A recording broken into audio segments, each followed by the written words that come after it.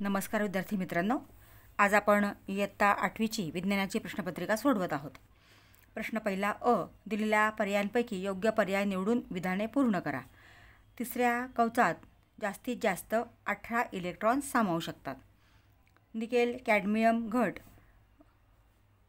1.2 volt विभवांतर देतो। माझा जोडीदार कोण? तेथे जोड्या लावा आहे। अ गट आहे प्रोटोझोआ आणि जागतिक रक्तदान दिन आता प्रोटोझोआ अमिबा ब गटातला, आणि जागतिक रक्तदान दिन हे 14 जून आहे त्याची तारीख। नंतर प्रश्न क आहे, खालील विधाने चुकीबरोबर ते लिहा। विजेवर चालणारी यंत्रे जितकी जास्त वापरावी तितके प्रदूषण जास्त होते, बरोबर। नुकतीच लागलेली आग विझवण्यासाठी स्ट्रिप्स पंप हे सर्वात उत्तम साधन आहे, बरोबर। सहसंबंध लिहा। सोने राजधातू, तांबे धातू आहे। ॲनाफिलिस पासून हिवताप होतो। क्युलेक्स हत्तीरोग। गटात न बसणारा शब्द ओळखा। पितळ, कांस्य, लोखंड, पोलाद याचं वेगळा घटक आहे किंवा गटात न बसणारा घटक आहे लोखंड।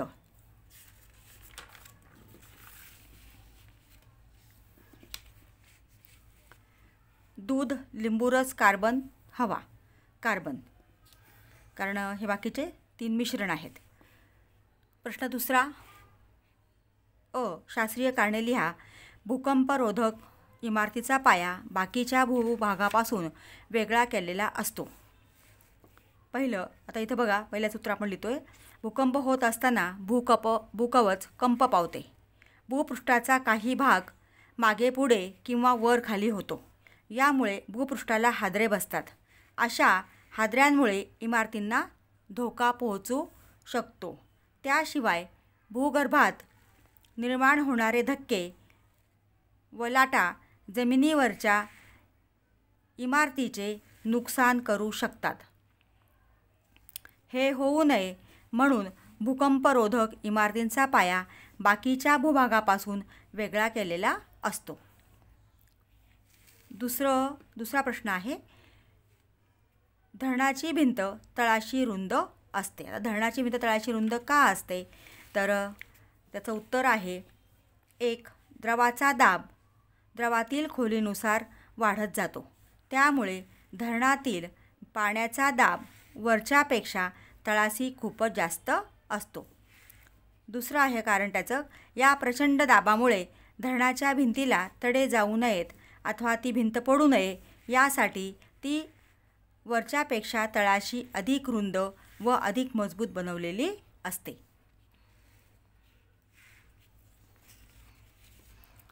तिसरा प्रश्न आहे यातला कारणे द्यामधला, तांबे व पितळीची भांडी लिंबाने घासतात।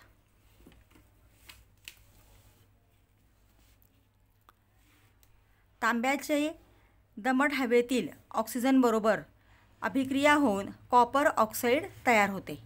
कॉपर ऑक्साईडची हवेतील कार्बन डायऑक्साईडशी अभिक्रिया होऊन त्याच्यावर कार्बोनेटचा हिरवा थर जमा होतो व चकाकी जाते। लिंबाच्या रसामध्ये आम्ल असते। या आम्लात कॉपर कार्बोनेटचा हिरवा थर विरघळतो व पुन्हा तांब्या पितळेची भांडी स्वच्छ होतात व त्यांना चकाकी येते। ब प्रश्न आहे, खालील पदार्थांचे सेंद्रिय संयुगे व जटिल संयुगे यामध्ये वर्गीकरण करा। स्वयंपाकाचा गॅस, हिमोग्लोबिन, साखर आणि सायनोकोबालमिन। आता सेंद्रिय संयुगे आहेत त्यातले स्वयंपाकाचा गॅस आणि साखर, आणि जटिल संयुग आहेत हिमोग्लोबिन आणि सायनोकोबालिन।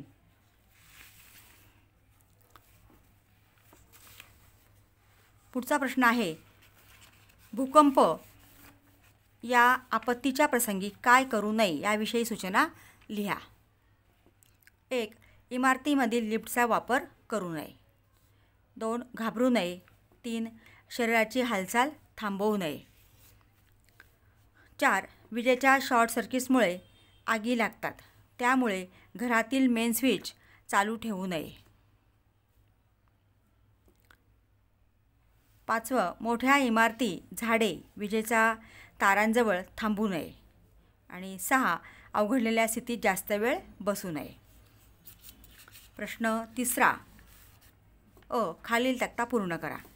आता इथे धातूचे गुणधर्म दिलेत आणि दैनंदिन जीवनामध्ये त्यांचा काय उपयोग होतो ते लिहायचं आहे. तन्यता, सोने चांदीचे दागिने बनविणे. 2, वर्धनीयता, ॲल्युमिनियम गॅल्व्हनाइज पत्रे तयार करणे.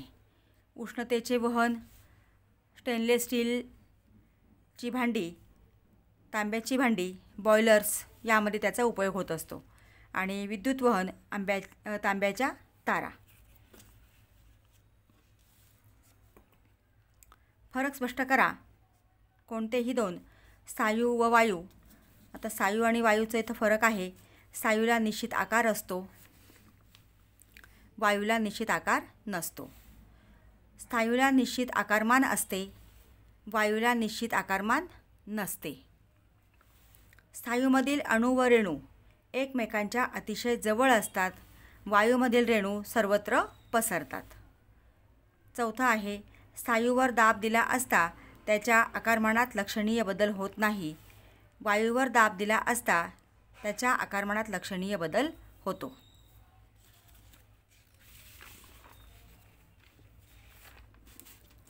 पुढचा आहे प्रोटॉन आणि इलेक्ट्रॉन. प्रोटॉन हा धनप्रभारित मूलकण आहे.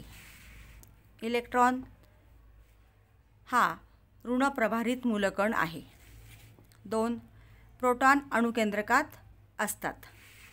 इलेक्ट्रॉन्स अणुकेंद्रकाभोवती विशिष्ट कक्षांमध्ये परिभ्रमण करत असतात. संसर्गजन्य रोग आणि असंसर्गजन्य रोग. जे रोग एका व्यक्तीपासून दुसऱ्या व्यक्तीला होण्याचा संभव असतो अशा रोगांना संसर्गजन्य रोग असे म्हणतात. जे रोग रुग्णापासून दुसऱ्या निरोगी माणसाला होण्याचा काहीही धोका नसतो अशा रोगांना असंसर्गजन्य रोग असे म्हणतात. 2, दूषित हवा, पाणी, अन्न किंवा वाहक म्हणजे डास, कीटक वगैरे याद्वारे संसर्गजन्य रोग पसरतात. असंसर्गजन्य रोग कोणत्याही माध्यमाद्वारे संक्रमित होत नाहीत. 3, जीवाणू, विषाणू किंवा आदिजीव यांच्या अकस्मात हल्ल्यामुळे संसर्गजन्य रोग होत असल्याने त्यांची लक्षणे त्वरित दिसून येतात. असंसर्गजन्य रोग काही अनुवंशिक कारणांनी, काही शरीरात बिघाडामुळे किंवा काही पोषण द्रव्यांच्या कमतरतेमुळे होऊ शकतात. त्यामुळे त्यांची लक्षणे अकस्मात म्हणजे चटकन दिसून येत नाहीत. 4, संसर्गजन्य रोगांवर प्रतिजैविके अथवा आदिजीव जंत असे वाहक मारण्यासाठी औषधे उपलब्ध असतात. उदाहरणार्थ क्षय, कावीळ, कुष्ठरोग, सर्दी, खोकला हे संसर्गजन्य रोग आहेत. असंसर्गजन्य रोगावर प्रतिजैविके वापरता येत नाहीत. येथे योग्य उपचार करावा लागतो. मधुमेह, कर्करोग, हृदयविकार इत्यादी. पुढचा क प्रश्न आहे. खालील प्रश्नांची उत्तरे लिहा. ओझोनच्या थराचे महत्त्व स्पष्ट करा. दुसरा आहे क्षरणाचे दुष्परिणाम आणि कर्करोगाची लक्षणे.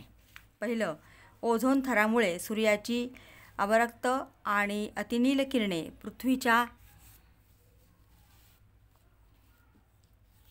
पृथ्वीच्या पृष्ठभागापर्यंत पोहोचू शकत नाहीत. जीवसृष्टी त्यामुळे बचावते. जर ही ओझोनची छत्री नसती तर सजीवांची हानी झाली असती. कर्करोगासारख्या आपत्तींना सामोरे जावे लागेल. जर छत्री नसेल तर त्या ठिकाणी कर्करोगासारखे आजारसुद्धा होऊ शकतात. दुसरा आहे क्षरणाचे दुष्परिणाम लिहा. क्षरणाचे दुष्परिणाम: लोखंडावर ऑक्सिजनची अभिक्रिया होऊन तांबूस रंगाचा लेप आयर्न ऑक्साईड तयार होतो. त्यांच्यावर कार्बन डायऑक्साईड वायूची अभिक्रिया होऊन हिरवट रंगाचा लेप म्हणजे कॅल्शियम कार्बोनेट तयार होतो. क्षरणामुळे स्वयंचलित वाहने, पूल, लोखंडाच्या वस्तू, जहाजे ह्यांना धोका निर्माण होतो.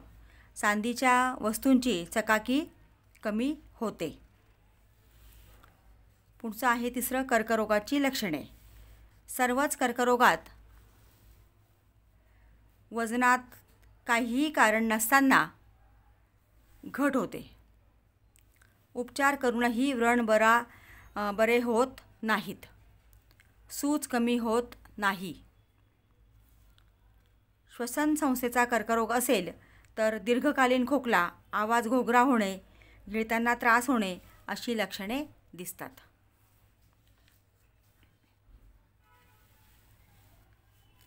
प्रश्न चौथा अ आहे. दिलेले शब्द वापरून परिच्छेद पूर्ण करा. तर इथं मिथेन वायू, औद्योगिकरणामुळे, हिमनग, CO2, हरितगृह वायू, जागतिक तापमान, उष्णता, तापमानावर आणि NO2. आता इथं CO2 वातावरणात अगदी कमी प्रमाणात असला तरी तो सूर्याची उत्सर्जित ऊर्जा शोषून घेण्याचे अतिशय उपयुक्त काम करतो. मागील 100 वर्षांमध्ये औद्योगिकरणामुळे वातावरणामधील CO2चे प्रमाण वाढले आहे. या CO2चा पृथ्वीच्या तापमानावर होणारा परिणाम म्हणजेच हरितगृह परिणाम होय. CO2 प्रमाणे नायट्रस ऑक्साईड, मिथेन वायू व CFC हे पृथ्वीवरील वातावरणातील उष्णता रोखून ठेवतात. एकत्रितपणे त्यांना हरितगृह वायू असे म्हटले जाते. वाढत्या हरितगृह परिणामामुळे हळूहळू जागतिक तापमान वाढत चालले आहे. यामुळे हवामानात बदल घडून त्यामुळे पिकांचे उत्पादन, वन्यजीवांचे वितरण यात बिघाड, तसेच हिमनग व हिमनद्या वितळून समुद्र पातळीमध्ये वाढ दिसून येत आहे.